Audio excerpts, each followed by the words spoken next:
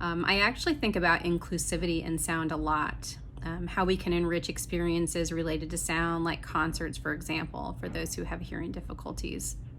In fact, a friend recently introduced me to the backpack that's basically a subwoofer for your body, allowing you to feel the vibrations of the music. And I think it's an exciting invention for multiple reasons, but in part to enrich the experience of listening to music for those who are deaf or hard of hearing.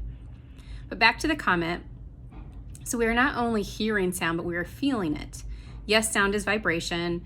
Deaf people experience the vibration that comes from the sound waves.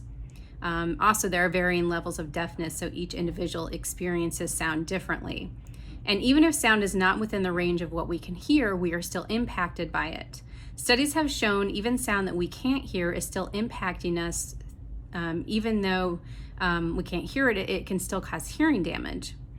I also believe, and there is limited information thus far to completely prove this, but we are impacted via our nervous system by sounds that are outside of a human's hearing range. So for example, the low buzz of electronics that we constantly are experiencing. This topic is probably too much to dive into here because that's not what this video is about, but let me know if you want to hear more about that. So back to in terms of the deaf, yes, they are still experiencing sound. As I mentioned, sound is also felt. It is a vibration, but also this is how I understand how this works. So our brains are adaptable. In the brain of a deaf person, it is still processing the sound. So sound reaches our ears because of sound waves and vibrations. The wave travels through air or another substance to our ears. And hertz is the measurement of sound waves. So everything that makes sound is doing so because it vibrates.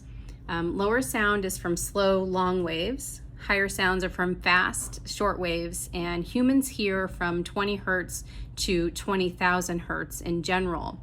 Below 20 hertz is called infrasound. Above 20,000 hertz is ultrasound.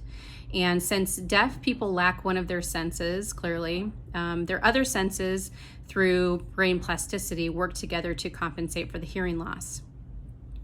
The various parts of the brain are actually responding to sound in different ways. So one area has an emotional response to music or nature sounds, for example. Another is involved in the memory of music. Another recognizes touch feedback, so the feeling of an instrument, for example. The auditory cortex is involved in hearing sounds.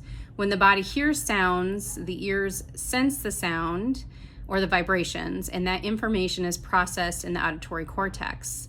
So clearly someone who is deaf is not processing sound in the same way, yet the messages are still received by the auditory cortex, just not from the ears. Because the brain is incredibly adaptable, the brain takes advantage and uses the area that would normally process the sound to process vibrations instead. So in the deaf brain, the auditory cortex also processes touch, which I assume to mean a deaf person has a heightened sense of touch because of that. So I would love to hear from those in the deaf community or those with hearing difficulties to understand what you experience. I'm Summer Lee, the founder of Sound Science Soul, a media lifestyle brand where we use sound to help you feel better. I'm also a meditation teacher. You can find my meditations on YouTube and Insight Timer. And you can follow me for more education and guidance on mindset, mindfulness, and using sound to feel better.